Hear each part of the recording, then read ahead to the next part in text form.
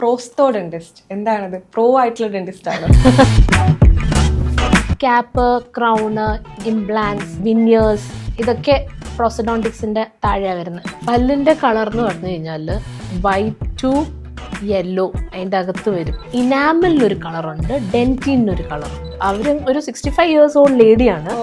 Husband ഒരു ആഗ്രഹം, എൻ്റെ വൈഫിനെ ബ്യൂട്ടിഫുൾ ആക്കണം. ഞാൻ ഈ ഡെഞ്ചേഴ്സ് കൊടുത്തു കഴിഞ്ഞപ്പോഴത്തേക്ക് അവരാദ്യമായിട്ട് മിററിൽ നോക്കുമ്പോൾ അവർ കരഞ്ഞുപോയി. ബ്രഷയിൽ പേസ്റ്റ് എടുക്കത്തില്ലേ, അത് പീസ് സൈസ്ഡ് ആയിരിക്കണം. പീസ് സൈസ് എന്ന് പറഞ്ഞു കഴിഞ്ഞാൽ എന്താ എനിക്കറിയില്ല.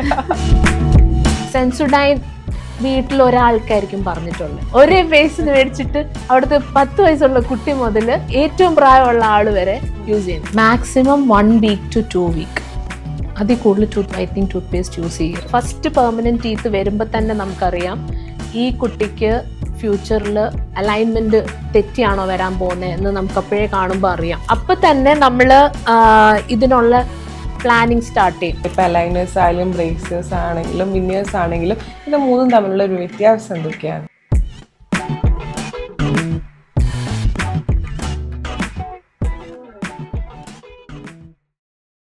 നമസ്കാരം, ഡോക്ടർ സ്പീക്കിങ്ങിന്റെ 3ാമത്തെ എപ്പിസോഡിലേക്ക് എല്ലാവർക്കും സ്വാഗതം. ഞാൻ സൂര്യ സുജി. ഒരു മനുഷ്യനെ ഏറ്റവും ഭംഗിയുള്ളതാക്കുന്നത് അയാൾ ചിരിക്കുമ്പോഴാണ് എന്ന് എല്ലാവരും പറയാറുണ്ട്. ഒരു നല്ല ചിരിക്ക് വേണ്ടി ഡെന്റൽ ക്ലിനിക്സിൽ ഓടിക്കയറുന്ന ആളുകളെയാണ് നമുക്ക് ചുറ്റും കാണാനുള്ളത്. ഒരു നല്ല പല്ല് എങ്ങനെ നമുക്ക് പല്ലിനെ നല്ലതാക്കാം എന്നൊക്കെ കുറേ സംസാരിക്കാൻ ഇന്ന് കൂടിയുള്ളത് പ്രോസ്തോ ഡെന്റിസ്റ്റായ ഡോക്ടർ ഷൈൻ മേരി സാമാണ്. Welcome doctor. ഹായ് സൂര്യ. ചെറുപ്പത്തിൽ നമ്മൾ ഡെന്റിസ്റ്റ് എന്നുള്ള വേർഡാണ് ഉപയോഗിച്ചുകൊണ്ടിരുന്നത്. പല്ലിന് എന്തെങ്കിലും പ്രശ്നം വന്നിട്ടുണ്ടെങ്കിൽ അമ്മ പറയുമ്പോൾ നമുക്ക് ഡെന്റിസ്റ്റിനെ കാണാൻ പോവാം. പ്രോസ്തോ ഡെന്റിസ്റ്റ് എന്താണത്? പ്രോ ആയിട്ടുള്ള ഡെന്റിസ്റ്റ് ആണ്. പ്രോസ്റ്റോഡോണ്ടിക്സ് എന്ന് പറഞ്ഞു കഴിഞ്ഞാൽ പ്രോസ്തറ്റിക്സ് എന്നുവെച്ചാൽ ആർട്ടിഫിഷ്യൽ ആയിട്ടുള്ള എന്ത് റീപ്ലേസ്മെന്റ് ആയാലും എന്നുവെച്ചാൽ ഇപ്പം പ്രോസ്റ്റോഡോണ്ടിസ്റ്റ് എന്ന് പറഞ്ഞു കഴിഞ്ഞാൽ ആർട്ടിഫിഷ്യൽ ടൂത്ത് ഡോണ്ടിക്സ്. പ്രോസ്റ്റോഡോണ്ടിക്സിനകത്ത് ക്യാപ്പ്, ക്രൗണ്, ഇംപ്ലാന്റ്സ് ഇതെല്ലാം ഓക്കെ, വിനിയേഴ്സ് ഇതൊക്കെ പ്രോസ്റ്റോഡോണ്ടിക്സിന്റെ താഴെയാണ് വരുന്നത്. അത് മാത്രമല്ല ഹെഡ് ആൻഡ് നെക്ക് റീജിയന്റെ നകത്ത് എന്തെങ്കിലും ഇപ്പോൾ ഒരു കണ്ണ് പോയി, ആക്സിഡന്റിൽ കണ്ണ് പോയി, അപ്പൊ അതിന്റെ ആർട്ടിഫിഷ്യൽ ഐ കൊടുക്കുക, അല്ലെങ്കിൽ ഇയർ പോയി ആർട്ടിഫിഷ്യൽ ഇയർ റീപ്ലേസ് ചെയ്യുക. അത് എന്ന് വെച്ചാൽ നമുക്ക് കേൾവി കൂട്ടാൻ പറ്റില്ല, കേൾവി കൊണ്ടുവരാൻ പറ്റില്ല. പക്ഷെ ചിലരുടെ അവിടുന്ന് പിന്നെ കട്ടായി പോയിട്ടുണ്ടെങ്കിൽ അത് നമ്മൾ ആർട്ടിഫിഷ്യലി ഇംപ്ലാന്റ് വെച്ചിട്ട് അത് നമുക്ക് അറ്റാച്ച് ചെയ്ത് അവർക്കൊരു കാഴ്ചയിൽ ബെറ്റർ ആക്കാൻ, അല്ലെ ഒരു ക്യാൻസർ കാരണം ഒരു അപ്പർ ജോ ഫുൾ ഇങ്ങനെ നമ്മൾ റിമൂവ് ചെയ്യേണ്ടി വന്നെങ്കിൽ അങ്ങനെയൊക്കെ ആർട്ടിഫിഷ്യലി അപ്പം നമ്മൾ ആ ആളിനെ പ്രസന്റബിൾ ആക്കുന്നത് പ്രോസ്റ്റോഡോണ്ടിക്സിനകത്താണ് വരുന്നത്. അപ്പൊ പല്ലിന് മാത്രല്ല അല്ലേ, മൊത്തത്തിലുള്ളൊരു ഫേസിൽ കൂടി ഹെഡ് ആൻഡ് നെക്ക് റീജിയനിലെ റീപ്ലേസ്മെന്റ്. നിങ്ങൾ കുറെ പഠിച്ചിട്ടാണല്ലോ ഈ ഡെന്റിസ്റ്റ് ആവുക. എല്ലാവരും പറയുന്ന ഈ MBBS ഡോക്ടേഴ്സിനാണ് കുറച്ചുകൂടെ മാർക്കറ്റ്. ഡെന്റിസ്റ്റുകൾ എന്താ, അവർ പല്ല് നോക്കുന്ന ആൾക്കാരല്ലേ എന്ന് പറഞ്ഞിട്ട് ഈ ഡോക്ടേഴ്സിൻ്റെ ഇടയിൽ തന്നെ ഒരു ഫൈറ്റ് ഉണ്ട്. ശരിക്കും ഈ ഡെന്റിസ്റ്റ് ആകാൻ എന്തോരം കഷ്ടപ്പാടുണ്ട് ഒരു ഡെന്റൽ ഡോക്ടർ ആവാൻ? ആക്ച്വലി ഡെന്റിസ്റ്റ് ആകാൻ ഈസിയാണ്, കുഴപ്പമില്ല. ലൈക്ക് 5 വർഷം BDS കഴിയുമ്പോഴത്തേക്ക് നമ്മൾ ഡെന്റിസ്റ്റ് ആവും. പക്ഷെ ആ ഒരു ആർട്ടിസ്റ്റിക് സ്കില്ല് അത് നമ്മൾ ഒന്നീ അത് ഇൻബോൺ ആയിരിക്കണം, അല്ലെങ്കിൽ ഡെവലപ്പ് ചെയ്തെടുക്കണം. ഇപ്പോൾ ഒരു പല്ലിൻ്റെ ഫില്ലിങ് ഇപ്പോൾ ചെയ്യുവാണെങ്കിൽ, ഫ്രണ്ട് ടൂത്ത് ഫില്ലിങ് ചെയ്യുകയാണെങ്കിൽ, ഒരു ആർട്ടിസ്റ്റിക് ഒരു കല നമ്മൾ അല്ലാതെ പഠിച്ചാലേ നമുക്കത് ചെയ്തെടുക്കാൻ പറ്റത്തുള്ളൂ. നമ്മളെല്ലാ സെലിബ്രിറ്റീസിനെ കാണുമ്പോൾ അവരെ പല്ലൊക്കെ ഭയങ്കര വെളുത്തിരിക്കുകയാണ്. അതെന്തുകൊണ്ടാണ്? സെലിബ്രിറ്റീസിന്റെ പല്ല് വെളുത്തിരിക്കുന്നത് പല കാരണം കൊണ്ടാണ്. ചിലപ്പോൾ അവര് ബ്ലീച്ചിങ് ചെയ്തിട്ടുണ്ടാവും, അല്ലെങ്കിൽ വിനിയേഴ്സ് ചെയ്തിട്ടുണ്ടാവും. വിനിയേഴ്സ് എന്ന് പറഞ്ഞു കഴിഞ്ഞാൽ ഒരു തടിയിലൊക്കെ നമ്മൾ മൈക്ക ഒട്ടിക്കില്ലേ, അങ്ങനെ ഒരു ആർട്ടിഫിഷ്യലായ ഒരു സിറാമിക്കിന്റെ ഒരു ലെയർ നാച്ചുറൽ ടൂത്തിന്റെ മേളിൽ ഒട്ടിക്കുക ചെയ്യുന്നത്. ഇപ്പൊ നാച്ചുറൽ ടൂത്തിന് ഒരു കളർ കാണും, ചിലപ്പോൾ അത് ചെറുതായിട്ടൊരു മഞ്ഞിപ്പായിരിക്കും. ആ ഒരു കളറിനെ മാസ്ക് ചെയ്യുന്ന രീതിയിൽ ഒരു സിറാമിക് നമുക്കിഷ്ടമുള്ളൊരു കളർ വെച്ച് അങ്ങ് ഒട്ടിക്കുക, അതാണ് വിനിയേഴ്സ്. അതിപ്പം സെലിബ്രിറ്റി മാത്രമല്ല, ഇപ്പം നോർമലായിട്ട് എല്ലാവരും ചെയ്യുന്നുണ്ട്. കോൺഫിഡൻസ് ഇല്ലാത്തവർ വിനിയേഴ്സ് ചെയ്യണമെന്ന് പറഞ്ഞാൽ നമ്മൾ ചെയ്തു കൊടുക്കാറുണ്ട്. അപ്പോൾ പല്ലിനെ മഞ്ഞ കളറിൽ നിന്ന് ഭയങ്കര വൈറ്റ് ആക്കുന്നതിനാണോ വിനിയേഴ്സ് ചെയ്യുന്നത്? ചെയ്യാം, വിനിയേഴ്സ് അങ്ങനെ ചെയ്യാൻ ഒരു ഓപ്ഷനാണ്. യൂഷ്വലി നമ്മൾ നോക്കും അവർക്ക് ആവശ്യം ഉണ്ടോന്ന്. ഒത്തിരി ഡീമിനറലൈസ്ഡ് ആയ പല്ലെന്ന് വെച്ചാൽ ഒത്തിരി ഇങ്ങനെ വെയറിംഗ് ഒക്കെ ഉണ്ടായി, ഡീമിനറലൈസേഷൻ, ചെറുതായിട്ട് ഇങ്ങനെ പല്ലിൽ ഇങ്ങനെ കുത്തൊക്കെ കാണും, ഇങ്ങനെ കറുത്ത അല്ലെങ്കിൽ മഞ്ഞ കുത്തൊക്കെ കാണുവാണെങ്കിൽ അവർക്ക് നമ്മൾ വിനിയേഴ്സ് സജസ്റ്റ് ചെയ്യാറുണ്ട്. യൂഷ്വലി അതിന്റെ ആവശ്യം ഇല്ല. നോർമൽ ആൾ വന്നിട്ട് ഒരു പല്ല് വെളുപ്പിക്കണോന്ന് പറഞ്ഞു കഴിഞ്ഞാൽ നമ്മൾ ആദ്യം ചോദിക്കും വേണോ, അത്യാവശ്യമാണോ. അവരെ ഞങ്ങൾ പറഞ്ഞു മനസ്സിലാക്കാൻ ശ്രമിക്കും. സൗത്ത് ആഫ്രിക്കന്റെ പല്ല് കണ്ടിട്ടുണ്ടോ? ജെറ്റ് വൈറ്റ് ആണ്. അമേരിക്കൻസിന്റെ പല്ല് കണ്ടിട്ടുണ്ടോ? ചെറിയൊരു മഞ്ഞിപ്പുണ്ട്. അപ്പൊ നമ്മുടെ സ്കിൻ കളർ പോലെ തന്നെ പല്ലിന് ഒരു കളറുണ്ട്. അത് എല്ലാവർക്കും ഫാമിലി ഹിസ്റ്ററിയിൽ കിട്ടുന്നതാ, ഒരു ഹെറിഡിറ്ററി ആയിട്ട് കിട്ടണ.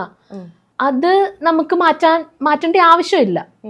അങ്ങനെ ആരും അങ്ങനെ നോക്കില്ല, അയ്യോ ഇത് ഭയങ്കര മഞ്ഞിച്ച പല്ലാണെന്ന് അങ്ങനെ. പക്ഷേ ഡീമിനറലൈസേഷനിലൊക്കെ വന്ന് അല്ലെങ്കിൽ ഒത്തിരി ഫ്രണ്ട് പല്ലയിലൊക്കെ ഒത്തിരി ഫില്ലിങ്സ് ഉണ്ട്, അത് പ്രോപ്പർ അല്ലെങ്കിലൊക്കെ നമുക്ക് കാഴ്ചയിൽ ഒരു ബുദ്ധിമുട്ട് തോന്നുന്ന നമുക്ക് കാണുമ്പോഴും ഡെന്റിസ്റ്റിന് കാണുമ്പോഴും അങ്ങനത്തെ കേസ് മാത്രമേ നമ്മൾ വിനിയർ സജസ്റ്റ് ചെയ്തോളൂ. വിനിയർ കളർ മാറ്റാൻ മാത്രമല്ല, സ്പേസ് ഉണ്ടെങ്കിൽ രണ്ട് പല്ലിന്റെ ഇടയ്ക്ക് സ്പേസ് ഉണ്ടെങ്കിലും നമ്മൾ വിനിയർ സജസ്റ്റ് ചെയ്യും. അല്ലെങ്കിൽ പല്ലിന്റെ ഷേപ്പ്, ചിലർക്ക് നല്ല ഫേസ് ആയിരിക്കും പക്ഷെ കുഞ്ഞി പല്ലുകളായിരിക്കും, കുഞ്ഞു പല്ലുകളായിരിക്കും, അവർക്ക് നമ്മൾ സജസ്റ്റ് ചെയ്യും. ആള് വന്നിട്ട് നമ്മൾ നോക്കും, അവർക്ക് അത്യാവശ്യമാണെങ്കിൽ മാത്രം നമ്മൾ സജസ്റ്റ് ചെയ്യും. ഈ പല്ലിന്റെ മൊത്തത്തിലുള്ള ഒരു എസ്തെറ്റിക്സ് മാറ്റാനാണ് അപ്പൊ നമ്മൾ വിനിയേഴ്സ് യൂസ് ചെയ്യുന്നത് അല്ലേ? എസ്തെറ്റിക്സ് മാറ്റാനും ലൈക്ക് കളർ, ഷേപ്പ്, സൈസ്, ഇതിൽ മൂന്നെണ്ണത്തിലും നമുക്ക് ചേഞ്ച് വരുത്തണമെങ്കിൽ വിനിയേഴ്സ് സജസ്റ്റ് ചെയ്യാം. വിനിയേഴ്സും സിറാമിക് വിനിയേഴ്സ് ഉണ്ട്, കോമ്പോസിറ്റ് വിനിയേഴ്സ് ഉണ്ട്. സിറാമിക് വിനിയേഴ്സ് എന്ന് പറഞ്ഞു കഴിഞ്ഞാൽ അത് ലിത്യം ഡൈസിലിക്കേറ്റ് എന്ന് പറഞ്ഞൊരു മെറ്റീരിയൽ ആണ്. അത് ലാബിൽ സിറാമിക്, അത് പല്ലിൻ്റെ എങ്ങനെയാണ് നമ്മൾ അളവ് കൊടുക്കുന്നത് അതിലായി വരും. കോമ്പോസിറ്റ് വിനിയേഴ്സ് എന്ന് പറഞ്ഞു കഴിഞ്ഞ് കഴിഞ്ഞാൽ പല്ലിൽ നമ്മൾ ഫില്ല് ചെയ്യത്തില്ലേ, ആ സെയിം മെറ്റീരിയലാണ് കോമ്പോസിറ്റ്.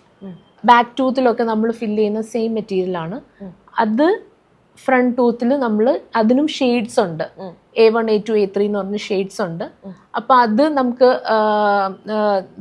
പേഷ്യൻ്റെ ആവശ്യം അനുസരിച്ച് ഇപ്പം വൈറ്റ് ആക്കണമെങ്കിൽ നമുക്ക് അത് വെച്ചും ചെയ്യാൻ പറ്റും. പക്ഷെ കോമ്പോസിറ്റ് വിനിയേഴ്സിന് ഒരു ഡിസഡ്വാൻറ്റേജ് ഉണ്ട്, അത് നമുക്ക് ഇയർലി വൺസ് വന്നൊന്ന് പോളിഷ് ചെയ്യേണ്ടി വരും, അല്ലെങ്കിൽ സ്റ്റെയിൻ ആവാനുള്ള ചാൻസസ് ഉണ്ട്. മാർക്കറ്റിൽ അപ്പൊ ഏറ്റവും കൂടുതൽ വിറ്റ് പോകുന്ന വിനിയേഴ്സ് ഏതാണ്? ആളുകളുടെ പോക്കറ്റിന്റെ വലിപ്പം അനുസരിച്ചിരിക്കും. കോമ്പോസിറ്റ് വിനിയേഴ്സ് ആണെങ്കിൽ 5,000 to 8,000 ആ റേഞ്ച് വരും. സിറാമിക് വിനിയേഴ്സ് ആണെങ്കിൽ 8,000 to 15,000-20,000 ആയിരിക്കും അതിന്റെ റേഞ്ച്. ഈ ആളുകൾ ശരിക്കും വിനിയേഴ്സ് ചെയ്യണം എന്ന് പറഞ്ഞിട്ട് ഇതിന്റെ റഷ് കൂടുതൽ തന്നെയാണ് ഇപ്പൊ ആണ്. നേരത്തെ ഇതൊരു സെലിബ്രിറ്റി സ്മൈൽ അല്ലെ ഹോളിവുഡ് സ്മൈൽ എന്നൊക്കെ പറഞ്ഞ് കേട്ടിട്ടേ ഉള്ളായിരുന്നു, ആരും ചെയ്യില്ലായിരുന്നു. പക്ഷെ ഇപ്പൊ എല്ലാവർക്കും ഇതൊരു അത്യാവശ്യമായിട്ട് വന്നിരിക്കുക. ആളുകൾക്ക് കോൺഫിഡൻസ് സ്മൈൽ ഇല്ല എന്ന് പറഞ്ഞ് വന്നിട്ട് വിനിയർ ചെയ്യണോ ഡോക്ടറെ, ചെയ്യണമെങ്കിൽ നമുക്ക് ചെയ്താലോ, അങ്ങനെ ഭയങ്കര കാഷ്വൽ ആയിട്ടാണ് ഇപ്പൊ ആൾക്കാർ ചെയ്യുന്നത്. അത്ര പണ്ട് അങ്ങനെ ആലോചിച്ചൊക്കെ ഇരിക്കുമായിരുന്നു, പക്ഷെ ഇപ്പൊ അങ്ങനെയില്ല. പണ്ട് നമ്മൾ പല്ലിന് എന്തെങ്കിലും പറ്റിയിട്ടുണ്ടെങ്കിൽ ആദ്യം പറയാ പല്ലിൽ കമ്പ് ഇട്ടാൽ മതി എന്ന് പറയാം. ഇപ്പൊ അതിന് ഒരുപാട് വേർഷൻസ് വന്നിട്ടുണ്ട്, അലൈനേഴ്സ് വന്നിട്ടുണ്ട്, അത് ഇൻവിസിബിൾ അലൈനേഴ്സ് വന്നിട്ടുണ്ട്, ഇപ്പോൾ ഡോക്ടർ പറഞ്ഞ വിനിയേഴ്സ് വന്നിട്ടുണ്ട്. എന്താണ് ഈ ചേഞ്ച്, എങ്ങനെയാണ് ഉണ്ടായത് ഈ സഡൻ ചേഞ്ച്? നേരത്തെ ഈ സ്പേസ് ഒക്കെ ഉണ്ടെങ്കിൽ നമ്മള് കമ്പിയിട്ട് അടുപ്പിക്കാന്ന് പറയും. പക്ഷെ ഇപ്പം ആൾക്കാർക്ക് ടൈം ഒരു ഫാക്ടറാണ്. ചിലര് പുറത്തുനിന്ന് വരുന്നവർ അവർക്ക് ഒരു സർട്ടൻ ടൈമായിട്ടായിരിക്കും അവർ വരുന്നത്. അപ്പൊ അത്രയും ടൈമിൽ അവർക്കത് തീർക്കണം. അപ്പൊ അങ്ങനെ വരുമ്പോ ചിലപ്പോൾ അവർ വിനിയേഴ്സ് നമുക്കൊരു 1 വീക്കിനകത്ത് വിനിയേഴ്സ് 2 വിസിറ്റിൽ നമുക്ക് തീർക്കാൻ പറ്റും. അപ്പോൾ അങ്ങനെ അവർ അത് ഓപ്റ്റ് ചെയ്യും. പക്ഷെ എന്നാലും ഞങ്ങളുടെ സൈഡിൽ അത് ഒന്ന് അനലൈസ് ചെയ്യും. കാരണം ചിലർക്ക് വിനിയേഴ്സിന് കുറച്ച് മോഡിഫിക്കേഷൻസ് വരുത്തണം, ഷേപ്പ് വരുത്തണം. ഈ ഒരു വിനിയർ ഇരിക്കണമെങ്കിൽ ആ പല്ലേലൊരു ഷേപ്പ് വരുത്തിയിട്ടാണ് ഇത് കയറ്റി വെക്കുക. ചിലരുടെ കുറച്ച് ഇങ്ങനെ പൊന്തിയിരിക്കുന്ന പല്ലായിരിക്കും, അപ്പൊ അവർക്ക് ഒത്തിരി സബ്ട്രാക്ഷൻ ആവും. അഡിറ്റീവ് അല്ല, സബ്ട്രാക്ഷൻ ചെയ്യേണ്ടി വരും. അപ്പൊ അങ്ങനത്തെ കേസസിൽ നമുക്ക് ഒത്തിരിയും പല്ല് ചെറുതാക്കേണ്ടി വരുവാണെങ്കിൽ നമ്മൾ അവരോട് പറയും അലൈനർ അല്ലെങ്കിൽ ബ്രേസസിലോട്ട് പോകാൻ പറയും. ഇതൊക്കെ തമ്മിലുള്ള ഒരു വ്യത്യാസം എന്താ? ഇപ്പം അലൈനേഴ്സ് ആയാലും ബ്രേസസ് ആണെങ്കിലും വിനിയേഴ്സ് ആണെങ്കിലും ഇത് മൂന്നും തമ്മിലുള്ള ഒരു വ്യത്യാസം എന്തൊക്കെയാണ്? ബ്രേസസ് എന്ന് പറഞ്ഞു കഴിഞ്ഞു കഴിഞ്ഞാൽ ഈ മെറ്റൽ മുത്ത് പോലത്തെ സാധനം ഇങ്ങനെ ബ്രാക്കറ്റ്സ് ഇങ്ങനെ വായിൽ ഇങ്ങനെ ഫിക്സ് ചെയ്യാം. ഓക്കെ, അത് മെറ്റൽ ഉണ്ട്, സിറാമിക് ഉണ്ട്. ഓക്കെ, മെറ്റൽ ഇങ്ങനെ മെറ്റലിന്റെ കളർ ആ കളറിലാണ് അത് ഒട്ടിച്ച് വെക്കുന്നത്. സിറാമിക് ബ്രേസസ് എന്ന് പറയുന്നത് ബ്രേസസ് തന്നെയാണ്, പക്ഷെ അത് വൈറ്റ് കളർ ആയിരിക്കും. അപ്പൊ നമ്മൾ സെൽഫി ഒക്കെ എടുക്കുമ്പോൾ ചിരിക്കുമ്പോൾ കാണില്ല.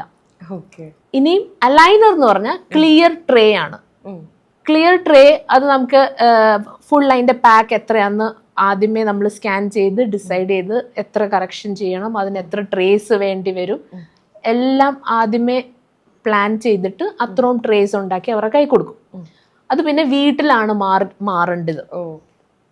എല്ലാ 14 days കൂടി ഇരിക്കുമ്പോൾ അത് ചേഞ്ച് ചെയ്ത് കൊടുക്കണം. അതിനകത്ത് 1, 2, 3 എന്ന് പറഞ്ഞ അങ്ങ് ട്രേസ്, എത്ര ട്രേസ് ആണ് അവർക്ക് പറഞ്ഞിരിക്കുന്നത് അത്രയും ട്രേസ് കൊടുത്തു വിടും. അവർക്ക് എല്ലാ 15 days കഴിയുമ്പോൾ ട്രേസ് ഇങ്ങനെ മാറ്റി പോകണം.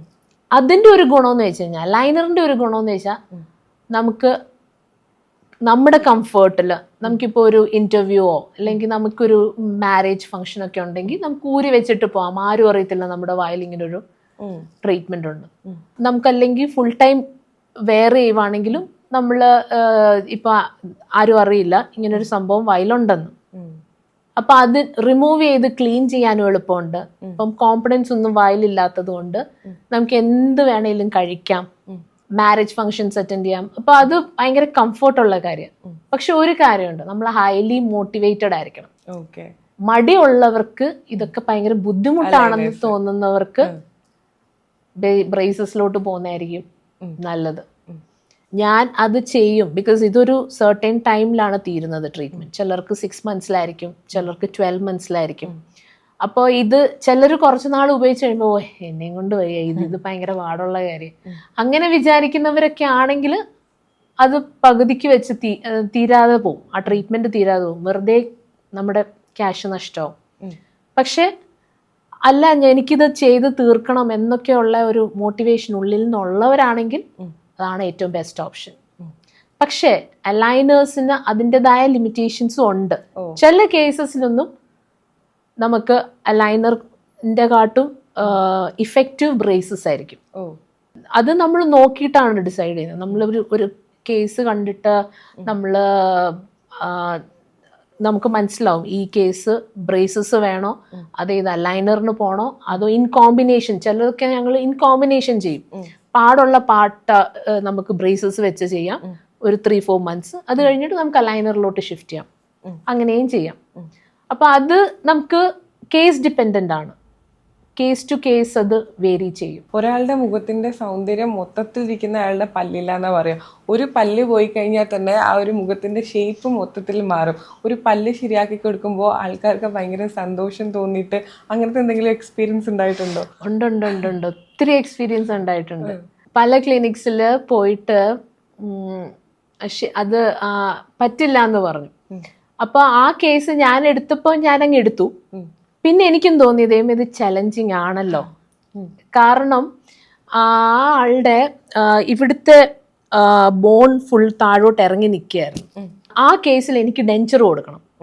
എനിക്കൊരു പേടിയുണ്ട്, പുള്ളിക്കാരിയോട് സർജറി പറഞ്ഞു കഴിഞ്ഞാൽ പുള്ളിക്കാരി സമ്മതിക്കോ. അവരാണെങ്കിൽ കംപ്ലീറ്റ്ലി അങ്ങ് വിഷമിച്ച് ഇനി എനിക്കൊരു ഒരു ബ്യൂട്ടിഫുൾ സ്മൈൽ കിട്ടുമോ, എനിക്കിനിയും ഒരു നല്ലൊരു സ്മൈൽ കിട്ടുമോ എന്നൊക്കെ അവർക്കൊരു ചിന്തയുള്ള സമയത്താണ് അവർ എൻ്റെ അടുത്ത് വരുന്നത്. അപ്പൊ ഞാനിങ്ങനെ ഓക്കെ നമുക്ക് ട്രൈ ചെയ്യാം.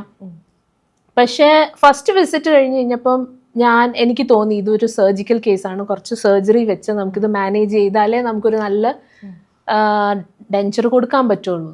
രണ്ടാമത്തെ വിസിറ്റിൽ ഞാൻ പുള്ളിക്കാരിയോട് പറഞ്ഞു ആക്ച്വലി നമുക്കൊരു സർജറി വേണ്ടി വരും. പുള്ളിക്കാരി റെഡി ആയിരുന്നു. അതുകൊണ്ട് എനിക്ക് നല്ലൊരു സ്മൈൽ പുള്ളിക്കാരിക്ക് കൊടുക്കാൻ പറ്റി. 5-6 വിസിറ്റ് വേണ്ടി വന്ന കേസാണ്. അപ്പോൾ ആ പുള്ളിക്കാരിയുടെ ഹസ്ബൻഡ് എന്നോട് തുടക്കം മുതൽ പറയുന്ന ഒരു കാര്യം, എൻ്റെ വൈഫിനെ ഏറ്റവും ബ്യൂട്ടിഫുൾ ആക്കണേ. അവര് ഒരു 65 years old ലേഡിയാണ്. ഹസ്ബൻഡ് ഒരു ആഗ്രഹം എൻ്റെ വൈഫിനെ ബ്യൂട്ടിഫുൾ ആക്കണം. അങ്ങനെ ഒരു ടാസ്ക് കിട്ടിയപ്പോൾ ഞാൻ ചോദിച്ചു, ദൈവം എന്നെ കൊണ്ട് പറ്റുമോ, ഇത് ഞാൻ എങ്ങനെ ചെയ്തെടുക്കും? പക്ഷെ അത് it came out very well. ഭയങ്കര രസമായിരുന്നു. അവര് ലാസ്റ്റില് ഞാൻ ഈ ഡെഞ്ചേഴ്സ് കൊടുത്തു കഴിഞ്ഞപ്പോഴത്തേക്ക് അവരാദ്യമായിട്ട് മിററിൽ നോക്കുമ്പോൾ അവർ കരഞ്ഞുപോയി കഴിഞ്ഞപ്പോഴത്തേക്ക് എനിക്കൂടെ ഒരു ഇമോഷണൽ ഫീലിംഗ് ആയിരുന്നു. എന്ന് വെച്ചാൽ അതൊരു ഭയങ്കര ജേർണിയാണ്. അങ്ങനെ ഒത്തിരി എക്സ്പീരിയൻസ്. വേറെ ഒരു കേസ് ഭയങ്കര വൃത്തിയോടെ ആയിരുന്നു അവരുടെ പല്ല്. അപ്പം ഞങ്ങൾ അത് ചെയ്തെടുത്തു കഴിഞ്ഞപ്പോഴത്തേക്ക് അവർക്ക് ആദ്യം മിറർ കൊടുക്കുമ്പോഴാണ് ആ ഒരു ഇമോഷൻസ് നമുക്ക് കാണാൻ പറ്റുന്നത്. അത് കൊടുത്തിട്ട് നമ്മൾ എവിടെയെങ്കിലും മാറി നിൽക്കുകയാണെങ്കിൽ അവരെ തന്നെ കണ്ട് കരയും. നമ്മൾ ചെറുപ്പത്തിൽ പറയുന്ന കേട്ടിട്ടുണ്ട് 15 വയസ്സാവണം, അല്ലെങ്കിൽ ഒരു +2 കഴിയണം പല്ലിൽ കമ്പിടാൻ, ഒരു മെച്യൂരിറ്റി വരണം പല്ലിൽ കമ്പിടാൻ, അപ്പോഴേ പല്ലൊക്കെ ഒന്ന് സെറ്റ് ആവത്തുള്ളൂ എന്നൊക്കെ വീട്ടുകാർ പറയുന്ന കേട്ടിട്ടുണ്ട്. ശരിക്കും പല്ല് കമ്പിടാനുള്ള ഒരു എക്സാക്ട് ഏജ് എത്രയാ? ഫസ്റ്റ് പെർമനന്റ് ടീത്ത് വരുമ്പോൾ തന്നെ നമുക്കറിയാം ഈ കുട്ടിക്ക് ഫ്യൂച്ചറിൽ അലൈൻമെന്റ് തെറ്റിയാണോ വരാൻ പോകുന്നത് എന്ന് നമുക്ക് അപ്പോഴേ കാണുമ്പോൾ അറിയാം. ജോ സൈസ് പ്രോപ്പർ ആണോ, അതോ സ്പേസ് ഉണ്ടോ, ബാക്കി പല്ലിനെ അക്കോമഡേറ്റ് ചെയ്യാനുള്ള സ്പേസ് ഉണ്ടോ എന്നെല്ലാം നമുക്ക് 6 വയസ്സിൽ തന്നെ നമുക്ക് മനസ്സിലാവും. അപ്പൊ തന്നെ നമ്മൾ ഇതിനുള്ള പ്ലാനിങ് സ്റ്റാർട്ട് ചെയ്യും. അപ്പോഴേ നമ്മൾ കുറച്ച് കാര്യങ്ങൾ അന്നേരം നമുക്ക് ചെയ്യേണ്ടതുണ്ട്. ലൈക്ക് മൗത്ത് ബ്രീതർ ആണോ, കുട്ടി മൗത്ത് ബ്രീതർ ആണെങ്കിൽ ഈ ഒരു ടെൻഡൻസി കൂടി വരും. നാക്കിന്റെ പൊസിഷനിങ് കറക്റ്റ് ആണോ അതൊക്കെ നോക്കണം. ടങ് ടൈ ഉണ്ടോ, തുപ്പൽ ഇറക്കുമ്പോൾ നാക്ക് വെച്ച് ഫ്രണ്ട് ടൂത്തിനെ പുഷ് ചെയ്യുന്നുണ്ടോ, ടങ് ത്രസ്റ്റിംഗ് ഹാബിറ്റ് ഉണ്ടോ, ഇതെല്ലാം നമ്മൾ ആ സമയത്ത് നോക്കേണ്ടതുണ്ട്. അങ്ങനെ നോക്കിയിട്ട് അതിനെ ഒന്ന് റെക്ടിഫൈ ചെയ്ത് കഴിഞ്ഞു കഴിഞ്ഞാൽ കുറെയൊക്കെ നമുക്ക് ഈ അലൈൻമെന്റ് ഇഷ്യൂസിനെ നമുക്ക് മാറ്റാൻ പറ്റും. അപ്പൊ തന്നെ നമുക്ക് തുടങ്ങിയാൽ. വേറൊരു കാര്യം, ഈ 6 വയസ്സ് 6 years to 10 years അവരുടെ ഗ്രോത്ത് ഫേസ് ആണ്. ഈ upper Joe, maxillary and mandible, lower ജോ, ഇത് രണ്ടും ഇങ്ങനെ ഡെവലപ്പ് ആയിക്കൊണ്ടിരിക്കുക, എക്സ്പാൻഡ് ആയിക്കൊണ്ടിരിക്കുക. അപ്പൊ ഈ സമയത്ത് നമ്മൾ അവരുടെ പ്രശ്നങ്ങൾ മനസ്സിലാക്കി അവർക്ക് അപ്ലയൻസസ് കൊടുത്തു കഴിഞ്ഞു കഴിഞ്ഞാൽ വലുതായിട്ട് പല്ല് പറിച്ച് ട്രീറ്റ്മെന്റ് ചെയ്യേണ്ടി വരില്ല. അപ്പൊ ആളുകൾ പറയുന്ന ഒരു മിത്തല്ലേ, നമുക്ക് ഒരു 15 വയസ്സൊന്നും കഴിയണ്ട പല്ല് കമ്പിയുടെ. കുഞ്ഞായിരിക്കുമ്പോ തന്നെ ഒരു 8 വയസ്സൊക്കെ ആവുമ്പോ തന്നെ നമുക്ക് ഫ്രണ്ട് ടൂത്തിന്റെ കറക്ഷൻ ഒക്കെ ചെയ്ത് അപ്പോഴത്തേക്ക് ബാക്കിന്റെ എക്സ്പാൻഷൻ ഒക്കെ ചെയ്ത് നമുക്ക് അങ്ങനെ പോവുകയാണെങ്കിൽ നമുക്ക് വലുതായിട്ട് എല്ലാം ക്രൗഡിങ് ആയി നമ്മൾ ആ ടൈമിൽ പോയി ട്രീറ്റ്മെന്റ് ചെയ്യാൻ പോകുമ്പോൾ എക്സ്പാൻഷൻ ചെയ്യാനൊക്കെ പാടാണ്. ബിക്കോസ് ഫുൾ എല്ലാ ഗ്രോത്ത് എല്ലാം അച്ചീവായി. കുഞ്ഞില് തന്നെ അതിന്റെ കാര്യങ്ങൾ നോക്കിക്കഴിഞ്ഞു കഴിഞ്ഞാൽ വലുതായിട്ട് പല്ല് പറിച്ച് ട്രീറ്റ്മെന്റ് ചെയ്യേണ്ടി വരില്ല. നേരത്തെ ഡോക്ടർ പറഞ്ഞു നമ്മളെ കളറിൻ്റെ ഒക്കെ ഒരു ഇതിലാണ് പല്ലിൻ്റെ കളർ വരിക. അതായത് ഇപ്പോൾ ആഫ്രിക്കൻസിനാണെങ്കിൽ കുറച്ചുകൂടെ ഭയങ്കര വൈറ്റ് ആയിട്ടുള്ള പല്ല് വരും, നമുക്കാണെങ്കിൽ കുറച്ചുകൂടെ ഒരു മഞ്ഞ ഷെയ്ഡുള്ളൊരു പല്ല് വരുന്നു. ഇപ്പോൾ വീട്ടിൽ നിന്നൊക്കെ പറയും നല്ലപോലെ ഉരച്ച് തേക്കൂ, പല്ല് നല്ലപോലെ വെളുത്തിരിക്കട്ടെ. അപ്പോൾ ടീത്ത് വൈറ്റൻ ചെയ്യാൻ വേണ്ടിയിട്ടാണ് ആളുകൾ ശ്രമിച്ചുകൊണ്ടിരിക്കുന്നത്. ശരിക്കും പല്ലിൻ്റെ കളർ എന്താണ്? പല്ലിൻ്റെ കളർ എന്ന് പറഞ്ഞു കഴിഞ്ഞാൽ വൈറ്റ് ടു യെല്ലോ അതിൻ്റെ അകത്ത് വരും. അതെങ്ങനെയാന്ന് ചോദിച്ചാൽ ഇനാമലിനൊരു കളറുണ്ട്, ഡെന്റിനൊരു കളറുണ്ട്. ഓക്കെ, നമ്മൾ എന്താ ചെയ്യുന്നത്, നമ്മൾ വെളുപ്പിക്കാൻ വേണ്ടി കുറച്ചുകൂടെ തേക്കും. അപ്പൊ തേക്കുമ്പോൾ എന്ത് പറ്റും, ഇനാമൽ അങ്ങ് തേഞ്ഞു പോകും. ഇനാമലാണ് വൈറ്റ് ആയിട്ടിരിക്കുന്നത്. അത് തേഞ്ഞു പോയാൽ എന്ത് പറ്റും, അകത്തെ ഡെന്റീൻ അത് മഞ്ഞിച്ചായിരിക്കുന്നത്, അത് എക്സ്പോസ് ആവും. അതും കൂടുതൽ അപ്പോൾ യെല്ലോയിഷ് ആവും. അപ്പൊ നമ്മൾ എത്ര അമർത്തി തേക്കുന്നോ അത്രയും പല്ല് യെല്ലോയിഷ് ആയി പോയിക്കൊണ്ടിരിക്കുക. അപ്പൊ മനസ്സിലായില്ലേ, നമ്മള് അമർത്തി തേക്കരുത്, എപ്പോഴും 3 ഫിംഗറിലെ പിടിക്കാവും. ബ്രഷ്, ഇപ്പൊ ഇലക്ട്രിക് ബ്രഷ് ഒക്കെ ഇറങ്ങിയിട്ടുണ്ട്, അല്ലെങ്കിൽ ഇപ്പം നോർമൽ മാനുവൽ ബ്രഷ് ആണെങ്കിലും 3 ഫിംഗറിൽ പിടിക്കുക. എന്നിട്ട് ജസ്റ്റ് ഇപ്പം മാനുവൽ ബ്രഷ് ആണെങ്കിൽ അപ്പ് ആൻഡ് ഡൗൺ സ്ട്രോക്സ് കൊടുക്കാം, സൈഡിലാണെങ്കിലും അപ്പ് ആൻഡ് ഡൗൺ സ്ട്രോക്സ് കൊടുക്കുക. ചെറുതായിട്ടൊന്ന് അമർത്തിയിട്ട് അപ്പ് ആൻഡ് ഡൗൺ സ്ട്രോക്സ്. അപ്പം ഈ ചെറുതായിട്ട് അമർത്തുമ്പോൾ പല്ലിന്റെ ബ്രിസിൽസ് ഇങ്ങനെ ഒന്ന് ഫ്ലെയർ ആവും. ഫ്ലെയർ ആയിട്ട് എല്ലാ പല്ലിന്റെ ഇടയ്ക്കുള്ള സ്പേസിൽ പോയിട്ട് ഇങ്ങനെ ക്ലീൻ ചെയ്യും. അപ്പം അപ്പ് ആൻഡ് ഡൗൺ മോഷൻ ആകുമ്പോഴത്തേക്ക് അത് മേളിലും താഴെയുമായിട്ട് അത് ക്ലീൻ ചെയ്തോളും. അകത്താണെങ്കിലും അപ്പ് ആൻഡ് ഡൗൺ മോഷൻ. ഇങ്ങനെ നമ്മൾ കഴിക്കുന്ന ഭാഗമാകുമ്പം ഇങ്ങനെ ചെയ്യാം, ഈ ഏരിയ ആകുമ്പോൾ ഇങ്ങനെ ചെയ്യാം, മേളിലത്തെ ആകുമ്പോൾ മേളിൽ ചെയ്യാം. ഏറ്റവും ലാസ്റ്റ് പല്ലിൻ്റെ എൻഡ് ക്ലീൻ ചെയ്യുമ്പോഴത്തേക്ക് ജോ ഷിഫ്റ്റ് ചെയ്ത് കൊടുക്കണം. ഇങ്ങനെ ഷിഫ്റ്റ് ചെയ്യുമ്പോഴത്തേക്ക് അവിടെ ഒരു സ്പേസ് കിട്ടും, നമ്മുടെ ബ്രഷിൻ്റെ ഹെഡ് പോകാനുള്ള സ്പേസ് കിട്ടും. അപ്പോഴാണ് ബ്രഷിങ് പ്രോപ്പർ ആയെന്ന് പറയാൻ പറ്റുന്നത്. വേറൊരു കാര്യം, നമ്മൾ എപ്പോഴും ബ്രഷേൽ പേസ്റ്റ് എടുക്കത്തില്ലേ, അത് പീസ് സൈസ്ഡ് ആയിരിക്കണം. പീസ് സൈസ് എന്ന് പറഞ്ഞു കഴിഞ്ഞാൽ എന്താ, എനിക്കറിയില്ല. പീസ് സൈസ് എന്ന് പറഞ്ഞു കഴിഞ്ഞാൽ ഞാൻ കാണിച്ചു തരാം എങ്ങനെ ഇരിക്കും. ഇത്രേ എടുക്കാൻ പറ്റുള്ളൂ. ഇത്ര എടുത്താൽ മതി. നമ്മൾ പരസ്യത്തിലൊക്കെ കാണുന്ന ഈ ബ്രഷിന്റെ മുകളിൽ ഇങ്ങനെ, അതെ, ഇത്രയും മതി. എന്നിട്ട് ഇത് ജസ്റ്റ് ഒന്ന് പ്രസ് ചെയ്ത് കൊടുക്കുക. ഇതിന്റെ ഉള്ളിൽ ആയി കഴിഞ്ഞ് കഴിയുമ്പോഴത്തേക്ക്, ആക്ച്വലി ഇത് മേളിൽ മാത്രം ഇരിക്കുമ്പോൾ നമ്മൾ അങ്ങോട്ട് തൊട്ട് കഴിയുമ്പോഴത്തേക്ക് ഇതങ്ങോട്ട് നമ്മൾ ഫസ്റ്റ് തുപ്പുമ്പോൾ അതിന്റെ കൂടെ ഫുൾ ചങ്കങ്ങ് പോകും. അപ്പൊ ഇതിനകത്ത് ഇങ്ങനെ ഒന്ന് അമർത്തി വെച്ച് കഴിയുമ്പോഴത്തേക്ക് അത് കഴിഞ്ഞിട്ട് ബ്രഷ് ചെയ്യുമ്പോഴത്തേക്ക് നല്ലതായിട്ട് പത വരും, നല്ലതായിട്ട് ക്ലീൻ ആവും. നമ്മൾ ഈ പരസ്യങ്ങളിലൊക്കെ കാണുന്ന പോലെ പല്ല് വെളുപ്പിക്കാൻ വേണ്ടി നിങ്ങൾ ഈ പേസ്റ്റ് ഉപയോഗിക്കൂ, ടൂത്ത് വൈറ്റനിങ് പേസ്റ്റ് എന്നൊക്കെ പറഞ്ഞിട്ട് ഇറങ്ങിയിട്ടുണ്ട്. ശരിക്കും ഇത്തരത്തിലുള്ള പേസ്റ്റുകൾ ഉപയോഗിച്ച് കഴിഞ്ഞിട്ടുണ്ടെങ്കിൽ നമ്മളെ പല്ല് വെളുക്കുമോ? ടൂത്ത് വൈറ്റനിങ് ഹൈലി എബ്രേസീവ് ആണ് tooth whitening tooth paste. Maximum 1 week to 2 weeks അതിൽ കൂടുതൽ tooth whitening tooth paste use ചെയ്യരുത്. അത് യൂസ് ചെയ്ത് കഴിഞ്ഞ് കഴിഞ്ഞാൽ നമ്മുടെ ഇനാമൽ വെയർ ഓഫ് ആവും. വെയർ ഓഫ് ആയി കഴിഞ്ഞ് കഴിഞ്ഞാൽ പിന്നെയും പ്രശ്നങ്ങളാണ്. സെൻസിറ്റിവിറ്റി ഉണ്ടാവും, ഡിസ്കളറേഷൻ ഉണ്ടാവും. അപ്പം അതൊരു 2 weeks, നമ്മൾ മരുന്ന് അപ്ലൈ ചെയ്യത്തില്ലേ, അങ്ങനെ 2 weeks ഒക്കെ യൂസ് ചെയ്യാവും. അത് കഴിഞ്ഞിട്ട് നമ്മൾ നോർമൽ കോൾഗേറ്റ് ടോട്ടൽ അങ്ങനത്തെ ഹൈ ഫ്ലൂറൈഡ് ഉള്ള ടൂത്ത് പേസ്റ്റിലോട്ട് സ്വിച്ച് ഓൺ ചെയ്യണം. ശരിക്കും ഈ ടൂത്ത് വൈറ്റനിങ് ടൂത്ത് പേസ്റ്റ് ഉപയോഗിച്ചിട്ടുണ്ടെങ്കിൽ വെളുക്കുമോ പല്ല്? കുറച്ച് വെളുക്കും, പക്ഷെ അത് കണ്ടിന്യൂ ചെയ്യരുത്. ബിക്കോസ് ഇത് വെളുക്കാൻ വേണ്ടി അവർ കുറച്ച് അബ്രേസീവ്സ് എന്ന് വെച്ചാൽ നോർമൽ പാർട്ടിക്കിൾ സൈസിന്റെ കാട്ടും കൂടുതൽ വലിയ സൈസിന്റെ അബ്രേസീവ്സ് അതിനകത്തുണ്ട്. അപ്പൊ അത് നമ്മുടെ ഇനാമലിനെ വെയർ ഓഫ് ചെയ്യും. അപ്പോൾ അതൊരു സർട്ടൻ ടൈം, ഒരു 1 or 2 weeks മാക്സിമം യൂസ് ചെയ്യുക. കുറച്ച് വെളുത്തു എന്ന് തോന്നുമ്പോൾ നിർത്തിക്കോ, പിന്നെ അത് കണ്ടിന്യൂ ചെയ്യരുത്. ഇപ്പോൾ ചില ടൂത്ത് പേസ്റ്റുകൾ ഉപയോഗിക്കരുതെന്ന് പറഞ്ഞല്ലോ, അപ്പം നമുക്ക് സജസ്റ്റ് ചെയ്യാൻ പറ്റുന്ന ഒരു ഓറൽ ഹൈജീനിന് വേണ്ടിയിട്ടുള്ള കുറച്ച് ടൂത്ത് പേസ്റ്റ് ഒന്ന് റെക്കമെൻഡ് ചെയ്യാമോ? മാർക്കറ്റിലുള്ള നമ്മൾ ഓരോ ടൂത്ത് പേസ്റ്റും പല സാഹചര്യത്തിലാണ് നമ്മൾ എഴുതാറ്. ചിലർക്ക് ഡീമിനറലൈസേഷൻ കാണാം. എന്ന് വെച്ച് കഴിഞ്ഞാൽ ഒത്തിരി അസിഡിറ്റി ഒക്കെ ഉള്ളവർക്ക് പല്ലേൽ ഒത്തിരി പുളിപ്പുണ്ടാവും. കാരണം ഈ ആസിഡ് റിഫ്ലെക്സ് കാരണം വായിൽ ആസിഡായി കഴിയുമ്പോഴത്തേക്ക് ഈ പല്ലെല്ലാം അലിഞ്ഞു പോകും, ഡീമിനറലൈസ് ആകുമ്പോഴത്തേക്ക് അവർക്ക് സെൻസിറ്റിവിറ്റി ഇഷ്യൂ ഉണ്ടാവുന്നു. പിന്നെ ക്യാവിറ്റി പോലെ ഇരിക്കുന്ന ലീഷൻസ് കാണുന്നു. അങ്ങനെ വരുന്ന സമയത്ത് നമ്മൾ അവരോട് GC ടൂത്ത് മൂസ് പ്ലസ് എന്ന് പറഞ്ഞൊരു ക്രീമുണ്ട്, അത് അപ്ലൈ ചെയ്യാൻ പറയും. അപ്പൊ ഈ ഡീമിനറലൈസേഷൻ അത് റിവേഴ്സിബിൾ ആവും. അതുപോലെ ഇപ്പം ഹൈപ്പർ സെൻസിറ്റിവിറ്റി ഉണ്ടെങ്കിൽ, ഭയങ്കര സെൻസിറ്റിവിറ്റി ആണെങ്കിൽ നമ്മൾ പൊട്ടാഷ്യം നൈട്രേറ്റ് ഉള്ള ടൂത്ത് പേസ്റ്റ് പറയും. സെൻക്വലെഫ് അല്ലെങ്കിൽ സെൻസോഡെന്റ് KF, സെൻസോഡൈൻ, അങ്ങനെയൊക്കെ ഉള്ളത്, ഷൈ-NM.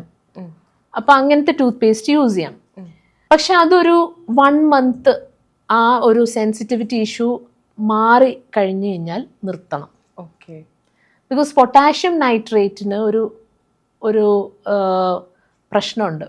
അത് ഒത്തിരി ബോഡിയിലായി കഴിഞ്ഞു കഴിഞ്ഞാൽ നമുക്ക് നെർവ് ഡീജനറേഷൻ ഒക്കെ ഉണ്ടാവും. അപ്പൊ അങ്ങനെ വരുമ്പോൾ നമ്മൾ 1 മാസത്തിൽ കൂടുതൽ നമുക്ക് ആ ഒരു സെൻസിറ്റിവിറ്റി ഇഷ്യൂ മാറിയെങ്കിൽ അത് പിന്നെ കണ്ടിന്യൂ ചെയ്യരുത്. പിന്നെ നമ്മൾ ഈ sensitivity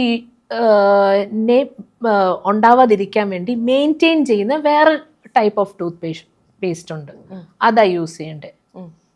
Sensodyne repair and protect എന്ന് പറഞ്ഞ നോവോമിൻ ടെക്നോളജി ഒക്കെ ഉള്ള ടൂത്ത് പേസ്റ്റ് ഒക്കെ ഉണ്ട്. അപ്പോൾ അത് യൂസ് ചെയ്യുക മെയിൻ്റെനൻസിന്. വേറൊരു കാര്യം, നമ്മൾ ഈ സെൻസോഡൈൻ വീട്ടിൽ ഒരാൾക്കായിരിക്കും പറഞ്ഞിട്ടുള്ളത്, അന്നേരം ആ വീട്ടിലെ എല്ലാവരും സെൻസോഡൈൻ ഒരേ പേസ്റ്റ് മേടിച്ചിട്ട് അവിടുത്തെ 10 വയസ്സുള്ള കുട്ടി മുതൽ ഏറ്റവും പ്രായമുള്ള ആള് വരെ യൂസ് ചെയ്യുന്നത്. അതിന്റെ വേറൊരാൾക്കായിരിക്കും അത് ആവശ്യം. അപ്പൊ അങ്ങനെ ചെയ്യരുത്. അങ്ങനെ ചെയ്ത് കഴിഞ്ഞ് കഴിഞ്ഞാൽ ക്യാവിറ്റി പ്രൊട്ടക്ഷൻ കിട്ടില്ല. പിള്ളേർക്ക് ടൂത്ത് പേസ്റ്റ് മേടിച്ചു കൊടുക്കണം. ആർക്ക് സെൻസോഡൈൻ പറഞ്ഞേക്കുന്നത് അവർ മാത്രം സെൻസോഡൈൻ യൂസ് ചെയ്യണം. ബാക്കിയുള്ളവർ ക്യാവിറ്റി പ്രൊട്ടക്ഷൻ്റെ ടൂത്ത് പേസ്റ്റ് യൂസ് ചെയ്യണം. ബിക്കോസ് അതാണ് ഇമ്പോർട്ടൻറ്റ്. ഹൈ ഫ്ലൂറൈഡ് ഉള്ള ടൂത്ത് പേസ്റ്റ് ഉണ്ട്, like Colgate total, Himalaya complete dental care, അതൊക്കെ നല്ലതാണ്. അപ്പൊ ശരിക്കും നമ്മൾ ഒരു ഡെന്റൽ ഡോക്ടറെ കണ്ടതിന് ശേഷമാണ് ഒരു ടൂത്ത് പേസ്റ്റ് ചൂസ് ചെയ്യേണ്ടത്? യെസ്, അത് ഭയങ്കര അറിവാട്ടോ. നമ്മൾ മറ്റേ ബഡ്ജറ്റ് നോക്കി അല്ലെങ്കിൽ ഈ സമയത്ത് മാർക്കറ്റിൽ ഇറങ്ങുന്ന ഏത് ടൂത്ത് പേസ്റ്റ് ആണ്, അല്ലെങ്കിൽ പരസ്യത്തിൽ ഏത് ടൂത്ത് പേസ്റ്റ് ആണ് വരുന്നത് എന്ന് നോക്കിയിട്ടാണല്ലോ നമ്മൾ ഒരു പേസ്റ്റ് ചൂസ് ചെയ്യുന്നത്. ശരിക്കും എല്ലാ പേസ്റ്റും എല്ലാ പല്ലിലും ചേരില്ല അല്ലേ? നമുക്ക് വേണമെങ്കിൽ അതിന്റെ കുറച്ച് ഇൻഗ്രീഡിയൻസ് വായിച്ചു നോക്കിക്കഴിഞ്ഞു കഴിഞ്ഞാൽ നമുക്ക് ഡിസൈഡ് ചെയ്യാം. ഡെന്റിസ്റ്റിന്റെ അടുത്ത് പോകണം എന്നില്ല. 500 to 1000 ppm ഉള്ള ഫ്ലൂറൈഡ് കണ്ടന്റ് ഉള്ള ടൂത്ത് പേസ്റ്റ് മേടിച്ചാൽ മതി. അങ്ങനെയോ അല്ലെങ്കിൽ SLS ഫ്രീ ടൂത്ത് പേസ്റ്റ് ആണോ, ഇങ്ങനത്തെ കുറച്ച് കാര്യങ്ങൾ നോക്കി മേടിക്കാം.